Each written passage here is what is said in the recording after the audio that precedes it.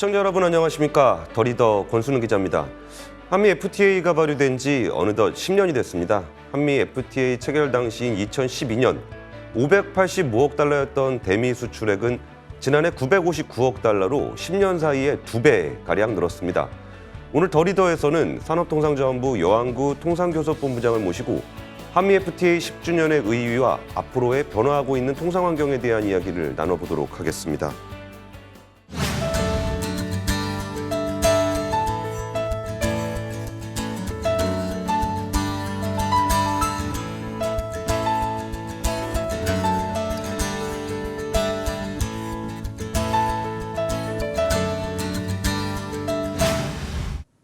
네, 본부장님 안녕하십니까? 네, 안녕하십니까? 바쁘신데 자리해 주셔서 감사합니다. 네. 일단 처음 오셨으니까 그 시청자분들을 위해서 좀 인사 한 말씀 부탁드릴게요. 네, 지금 현재 통상교섭본부장을 맡고 있는 여안구라고 합니다. 예. 본부장님 저는 기억나요. 그 한 10년 전 한미 FTA 체결한다 그랬을 때 정말 국민들의 불안과 기대가 공존하면서 엄청나게 혼란스러웠었잖아요. 맞습니다. 예. 그리고서 이제 한 10년 정도가 지금 흘렀는데 그 한미 FTA 체결 이후 10년 동안 어떤 부분들이 가장 큰 성과라고 좀 생각하세요? 예. 어느덧 한미 FTA 체결 발효를 한 지 10주년이 지금 됐습니다. 물론 여러 가지 긍정적인 효과가 있었는데 특히 경제적 측면에서 보면 사실 우리나라는 그 무역으로 경제 성장을 이룬 나라고 또 수출로 먹고 사는 나라가 아니겠습니까? 예. 그리고 또 미국은 지금 세계 최대 시장이고 어떤 제품이든 간에 그 미국 시장에서 성공을 해야 이제 전 세계 시장으로 성공을 하는 그런 어떤 테스트 베드의 그 시장으로서도 역할을 하는데 그런 측면에서 우리 기업들의 미국 시장의 진출이 굉장히 많아졌다 이렇게 말씀을 드릴 수가 있겠고요. 지난 10년 동안에 우리나라가 이제 미국으로 수출한 그런 수치를 보면 약 한 70%가 증가를 했습니다. 이걸 좀 비교 대상을 우리가 일본을 잡아서 본다라 그러면 일본의 경우에는 그 같은 기간에 약 48% 정도 증가를 했거든요. 그래서 얼마나 이 한미 FTA를 통해서 우리 기업들이 진출을 했는지 그거를 알 수가 있고 또한 이 양방향으로 투자도 굉장히 활발해졌습니다. 그래서 우리나라 기업들이 이제 미국 시장에 투자를 한 그게 거의 한 250%가 증가를 했고 또한 미국이 미국 기업들이 한국에 진출을 하고 투자를 한 것도 약 한 200%가 증가를 했습니다. 그러다 보니까 한국과 미국 간의 이런 공급망이 더 촘촘하게 연결이 되면서 또한 이런 첨단 산업, 반도체라든가 배터리, 백신, 바이오 이런 부분에 있어서 이제 양국 간의 그 상호 투자가 굉장히 확대되면서 이 공급망이 굉장히 튼튼해지고 견실해졌다. 그렇게 말씀을 드릴 수가 있고 사실 외교 안보 측면에서도 한미 양국은 이 정말 흔들리지 않는 군사 동맹이지 않습니까? 하지만 미국이 이렇게 경제적으로 FTA를 체결한 나라는 많지가 않습니다. 예. 그래서 그러한 군사 동맹에 더해서 이 경제 측면의 동맹 한미 FTA가 지난 10년 동안 경제적 그리고 외교 안보적 여러 측면에서 큰 기여를 했다. 그렇게 저는 보고 있습니다. 예. 그 FTA를 체결하는 것은 일단 교역량을 좀 늘릴 수 있는 상호 간의 교류를 훨씬 더 많이 할 수 있는 그런 환경을 좀 조성하기 위해서잖아요. 이게 한미 FTA 발효 이후에 그 교역, 투자 환경이 좀 어떻게 변했나요? 예. 투자야말로 정말 한미 FTA로 인해서 지난 10년 동안 우리 기업들의 미국에서의 위상이 놀랍게 증가된 그런 분야라고 볼 수 있겠습니다. 제가 사실 지난 구정 연휴에 미국에 가서 여러 상하원 의원 그리고 주지사도 약 한 11분을 제가 만나고 왔는데 주지사분들을 만날 때마다 예. 첫 번째 말씀하는 게 우리 주에서는 정말 한국 기업의 그런 투자를 환영한다. 이렇게 말씀들을 하시던데 정말 면면을 보면 한국 기업들이 미국 산업의 지형을 지금 바꾸고 있습니다.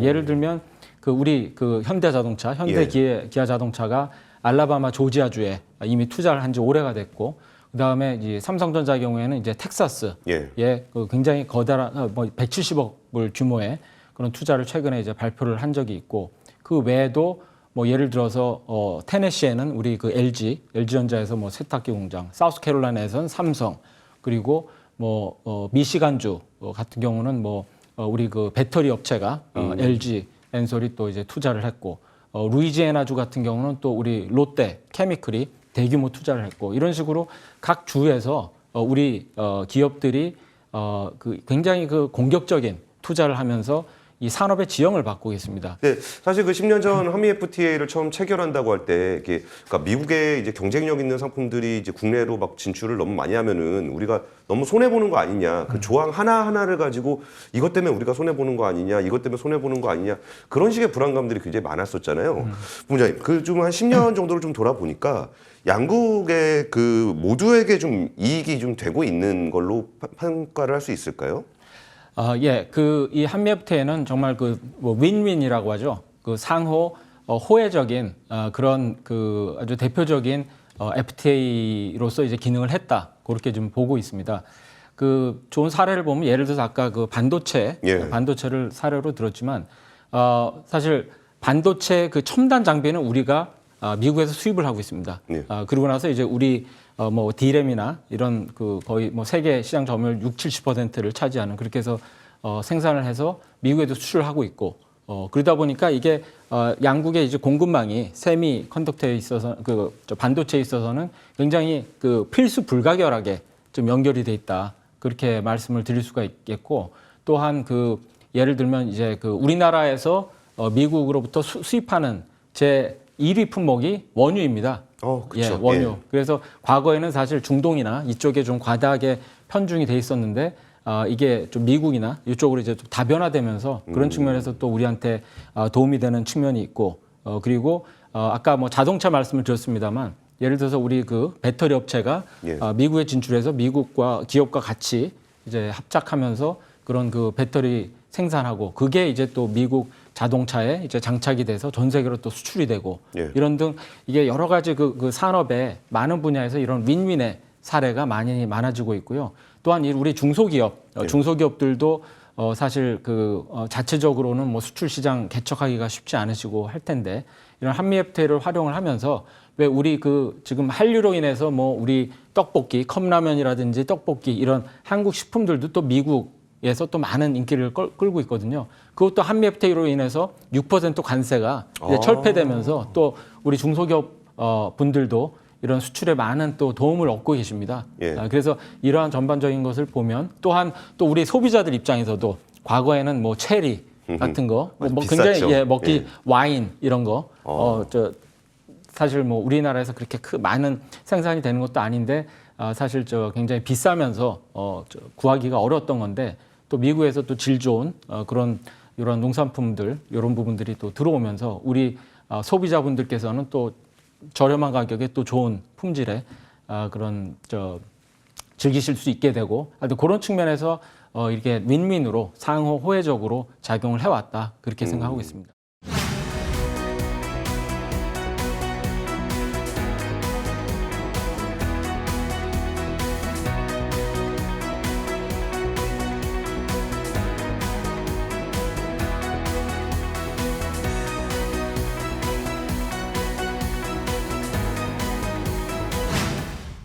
그럼 이번에는 앞으로 한미 FTA가 나가야 될 방향 그리고 우리가 기대할 수 있는 어떤 그런 부분들 미래 전망에 대한 이야기를 좀 나눠보겠습니다. 일단 그러니까 우리가 한미 FTA에 대해서는 좀 이제는 좀 긍정적으로 생각하게 된 것 같아요. 근데 이게 미국 내에서는 한미 FTA에 대해서 좀 어떻게 인식을 하고 있고 또 이 한미 FTA가 꼭 경제적인 부분은 아니라 한미 관계에 있어서는 좀 어떤 의미가 있다고 보십니까? 예, 그 한미 FTA에 대한 그 미국 내에서의 평가는 굉장히 높습니다. 지금 사실 미국이 FTA를 맺고 있는 나라가 많지가 않습니다. 예. 특히 아시아에서는 싱가포르와 우리나라 두 나라밖에 없는데 사실 경제 규모나 산업이나 기술력으로 볼 때 한국과의 FTA가 어떻게 보면 미국으로서는 가장 중요한 그런 FTA 프레임워크라고 볼 수가 있고요. 또한 그 미국 입장에서 두 번째로 큰 FTA입니다. 첫 번째는 그 과거에 이제 나프타라고 했고 최근에 USMCA라고 이제 새로 개정을 했는데 그거는 이제 캐나다와 멕시코 이웃 나라들끼리니까 뭐 그런 측면이 있고 이 아시아에서 한미 FTA를 10년 전에 우리가 이제 발효를 했던 것은 미국 입장에서도 이 아시아 떠오르는 아시아 국가와 최신의 어떤 현대적인 그 FTA 규범을 만든 것이기 때문에 미국 입장에서도 굉장히 중요시하는 그런 FTA고요. 특히 우리 그 TPP 내지는 CPTPP 그 말씀을 많이 언론에서 들으셨을 텐데 사실 그것의 모태가 된 게 한미 FTA입니다. 그래서 사실 이 통상을 하는 그 미국 내에서도 전문가들 사이에서는 한미 FTA들을 골드 스탠다드라 이렇게 얘기를 하고 있습니다. 이게 모태가 돼서 CPTPP가 됐고 그게 모태가 돼서 또 USMCA로 발전이 됐고 해서 그런 측면이 있고 또 이제 이거는 이제 경제적 측면에서 말씀을 드린 거고 이런 FTA를 가지고 있다라는 거는 정말 이게 어떤 군사 동맹으로도 연결이 되는 그런 것입니다. 그래서 우리가 그 한미 FTA를 10년 동안 이렇게 잘 상호 그 도움이 되는 방향으로 운용을 해왔다는 것은 우리 그 한미 외교 안보 전반적인 관계에 커다란 증진을 했다 그렇게 평가를 하고 있습니다. 알겠습니다. 이런 다자간 무역 협정이 이루어지고 있는 와중에 앞으로 한미 FTA는 좀 어떤 방향으로 발전해 가야 한다고 생각하십니까?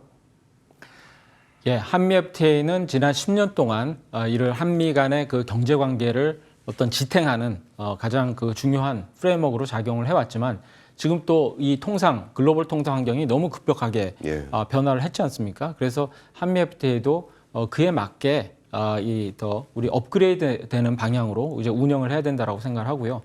중요한 게 최근에 어떤 새로운 그런 통상의 이슈들, 예를 들면 공급망, 그리고 디지털, 그리고 이런 그 새로운 신기술, 그리고 기후 변화, 뭐 백신, 보건, 뭐 이런 새로운 형태의 그 통상 이슈들에 대해서 한미 FTA 그 프레임워크를 통해서 우리 한미 양국이 같이 이 도전에 대해서 대응하고 어떤 뭐랄까요 건설적인 그 해결책을 찾아나가는 그런 형태로 좀 업그레이드돼서 운영되는 게 중요하다고 생각을 하고 그래서 지난 11월 달에 그 USTR 대표인 그 캐서린 타이가 한국을 방문했을 때 그런 부분에 그 동의를 했습니다. 그래서 앞으로의 10년을 우리가 계획하는 데 있어서 이 한미 FTA를 바탕으로 해서 이러한 그 새로운 글로벌 도전에 함께 그 능동적으로 이제 대응해가는 식으로 이제 운영을 하자 그렇게 이제 합의를 한 바가 있습니다.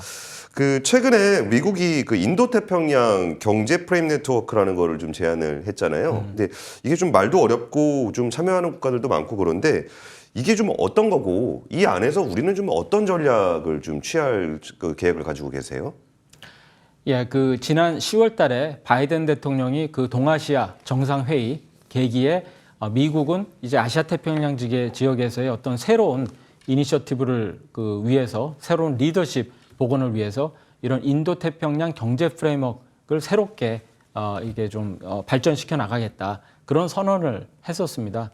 그래서 이게 지금 미국 입장에서는 아시아 태평양이 가장 그 빠르게 성장하는 미래 경제 성장의 중심 지역이지 않습니까? 그런데 그런 지역에서 사실 TPP를 그 오바마 정부 때는 이제 적극적으로 추진을 했었지만 이제 트럼프 정부 때 이렇게 빠지면서 어떤 그 공백 상태가 생기게 됐고 그러다 보니까 이러한 새로운 프레임워크를 들고 나와서 이 그 아시아 태평양 지역에서의 리더십을 좀 복원하려는 그런 것으로 이제 우리는 이해를 하고 있습니다.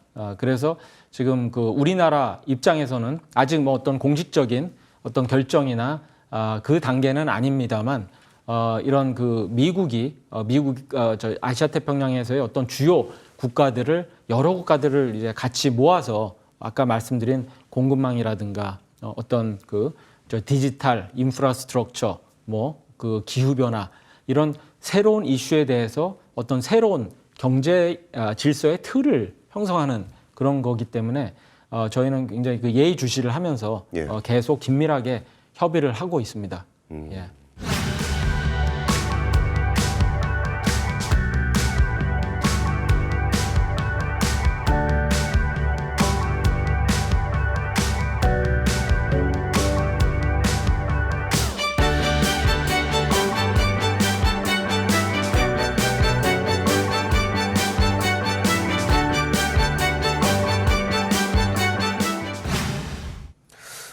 그 한미 FTA의 과거 그리고 앞으로 미래에 대한 이야기를 나눠봤는데요.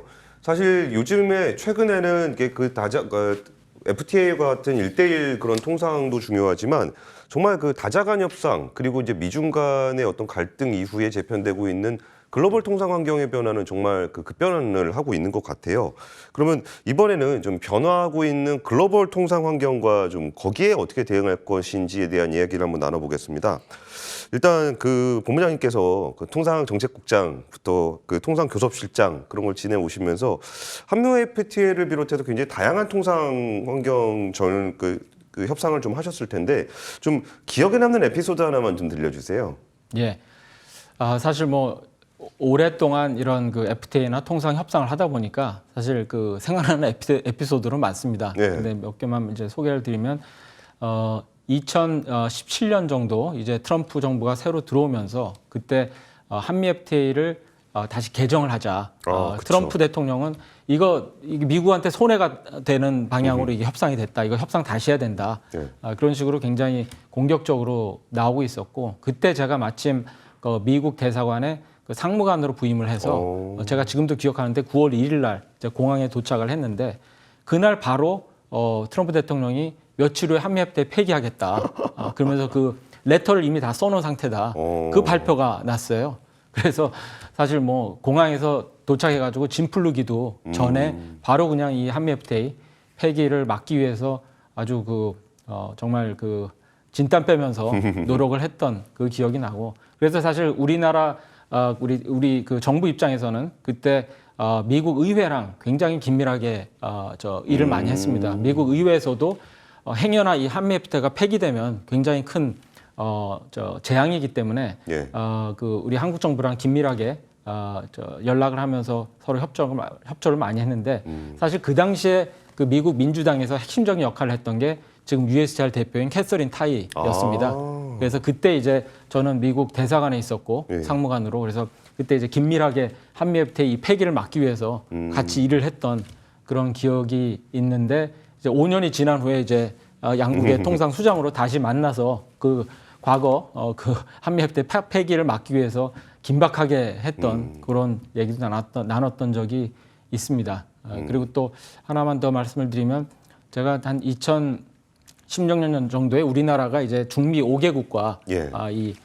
또 최초의 FTA를 맺기 위해서 그때 협상을 막 하던 적이 있었는데 그 당시에는 중남미에 이제 지카 바이러스가 맞아요. 굉장히 창궐. 지금은 예. 뭐 코로나 때문에 그렇지만 그 당시에는 이 지카 바이러스가 막 창궐을 하다 보니까 우리 협상단도 그렇고 가족들도 그렇고 굉장히 막 불안하죠. 불안해하는 입장에서 그래서 저도 이제 수석 대표로서 고민을 많이 했었습니다만 그래도 우리 또 이 국익을 위해서 해야 될 건 해야 되기 때문에 우리 협상단원 다 개인 모기장 그거를 들고 이제 협상을 가서 이제 어려운 여건에서 협상을 하는데 또 그때는 저 낮에 협상을 막 하고 있는데 막 건물이 흔들리면서 지진이 난 거예요. 그래가지고 또 우리 협상하면서 지진도 겪고 그래서 또 급하게 대피하면서 이제 그 평지로 나와가지고 계속 기다리다가 거기에서 또 뭐 협상도 계속하고 이랬던 그런 기억들이 납니다. 일단 그 최근에 그 FTA를 제외하고도 이제 뭐 RCP, 뭐 CPTPP 같이 좀 다자간 협상들을 좀 많이 하잖아요. 이렇게 FTA 분위기에서 이렇게 다자간 협상으로 변한 그 이유는 좀 뭐라고 생각을 하시고 이렇게 그 통상 환경이 좀 변화를 하고 있을 때 우리에게는 어떤 기회 요인이 좀 있을까요? 예. 그 지금 통상 환경이 지금 정확하게 지적하신 대로 이 양자 FTA 위주에서 이런 그 다자간 그런 어떤 지역적인 블록 이걸로 이제 진화가 되고 있습니다. 여러 가지 요인이 있겠지만 그 중에 하나는 좀 공급망입니다. 예. 지금 우리 세계 경제 모든 국가들이 지금 그 고민을 하고 있는 거는 어떻게 이게 공급망, 이 그 글로벌 여러 나라에 걸쳐 있는 이 공급망을 안정적으로 유지를 하면서 자국 기업들한테 그 유리한 방향으로 또 새롭게 이 공급망을 발전시킬 것이냐 그 고민인데 사실 그런 공급망 발전 차원에서 이렇게 여러 개 국가를 하나로 이제 묶어놓으면 그 안에서 우리 기업들이 자유자재로 그 공급망을 발전시킬 수 있는 그런 가능성이 더 커지거든요. 예. 그래서 저는 사실 요거를 이렇게 그 좀 쉽게 우리가 비유를 한다라 그러면 우리가 이때까지 해왔던 그 양자 FTA는 우리가 놀이공원 갈 때 그 놀이기구마다 하나씩 이제 표를 사는 거고, 그다음에 이렇게 딱 지역을 하나로 묶어가지고 해놓은 거는 우리 놀이공원 가서 이제 자유이용권 예. 사서 그 놀이공원 안에서 그냥 마음대로 자유자재로 왔다 갔다 할 수 있도록 하는 그거라고 이제 비유를 하거든요. 예. 그래서 우리나라 입장에서는 이 우리나라 그 무역이 GDP에서 차지하는 비중이 60%가 높습니다. 예. 뭐 미국이나 일본, 중국보다도 훨씬 높은 수준이고 우리나라는 이때까지도 그래왔지만 이 무역과 개방과 그리고 이 도전과 이러한 그 적극적인 DNA를 가지고 앞으로도 뭐 수출 7천억 시대 혹은 이 그 G7 아니라 뭐 G5까지 그렇게 나가야 되는 거기 때문에 예. 우리 입장에서는 이러한 기회를 적극 활용을 해야 된다고 저는 생각을 합니다. 그 안에서 예전에는 진짜 우리한테 어떻게 하면 정말 이익이 될까를 중심으로 했다면 지금은 아예 그냥 공급망 자체에 못 들어갈 수 있다라는 위협까지도 느껴야 되다 보니까 정말 그 통상 환경에 정말 기민하게 대응할 필요가 좀 있는 것 같습니다. 그 마지막으로 그 대한민국이 글로벌 그 경제의 일원으로서 좀 흔들리지 않는 수출 강국으로 좀 가기 위한 노력과 전략에 대한 말씀 좀 부탁드리겠습니다. 예. 작년에 우리나라는 그 역대 수출 최고를 기록했습니다. 예. 6,400억 불을 넘는 그런 수준의 역대 최고를 그것도 이제 코로나 그 위기 와중에 우리가 달성을 했다라는 것은 큰 의미가 있습니다. 근데 그 이유를 살펴보면 우리는 사실 이런 그 방역으로 그 여러 나라들이 굉장히 어려움을 겪고 공장 문 닫고 경제 전체를 그냥 그 락다운하고 하는 그런 와중에서도 아주 그 신뢰성 있게 그 생산을 하면서 우리 해외 바이어와도 계속 관계를 유지하고 했던 것이 어떻게 보면 코리아 프리미엄으로 이렇게 좀 작용을 했다 그런 생각을 하고 있습니다. 그래서 작년에 그 우리 그 경제 성장을 그리고 이제 경제 회복을 이 수출과 이제 그 대외 무역 섹터가 아주 드라이브를 하는 그런 시기였고 보면 우리 주력 상품 뭐 자동차, 반도체, 뭐 조선 아주 그 수출을 잘 하고 있습니다만 또 이 새로운 그 어떤 그 수출 동력이 또 많이 늘어나고 있습니다. 예. 그러니까 뭐 바이오라든지 배터리 뿐만 아니라 뭐 화장품, 우리 K 콘텐츠, 그다음에 그 농수산 식품들. 예. 그래서 우리의 그 수출 잠재성이 계속 이제 확대되는 그런 입장입니다. 그래서 이러한 동력을 우리는 계속 살리기 위해서는 우리 통상 쪽에서는 계속 뭐 어떤 CPTPP, RCEP 또 여러 가지 그 중남미, 그 아프리카의 그 FTA를 통해서 계속 이런 FTA 네트워크를 늘려나가야 되고 또한 아까 말씀드렸지만 공급망이라든지 새로운 이런 그 통상 이슈, 공급망, 디지털 그리고 이제 어떤 기후변화, 탄소 중립 뭐 등등 이런 이슈도 우리가 적극적으로 하면서 이 통상이 정말 이 국부 창출에 적극적으로 기여를 하는 예. 그런 식으로 이제 우리가 통상을 해야 된다. 과거에 우리가 10년 전에 한미 FTA 할 때는 사실 그 좁은 의미의 FTA 협상만 하면 되는 그런 통상이었습니다. 예. 하지만 지금 이제 통상 환경이 이렇게 복잡해지고 또 이게 실물 경제와 밀접하게 이게 연관이 되다 보니까 그것만으로는 안 되는 거거든요. 그래서 이러한 그 여러 가지 새로운 통상 환경의 변화와 어떤 도전에 대해서 우리 통상 당국은 이런 국부 창출형으로 적극적인 통상을 하면서 우리나라 그 수출의 7천억 불 시대 그를 적극적으로 지원하는 그런 방향으로 하고자 합니다.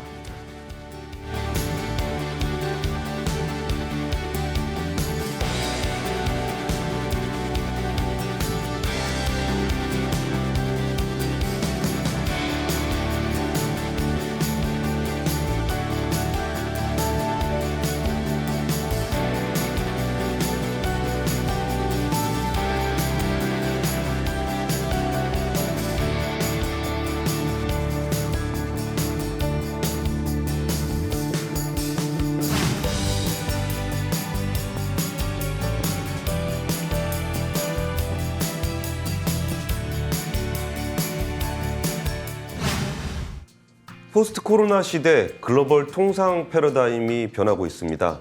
공급망, 첨단 기술, 디지털, 기후변화, 백신 같은 새로운 통상 아젠다들이 떠오르고 있습니다. 한미 FTA 10주년의 성과와 경험을 바탕으로 통상 강국으로 나갈 산업통상자원부의 역할을 기대합니다. 오늘 함께해 주신 여한구 통상교섭본부장님 감사드립니다.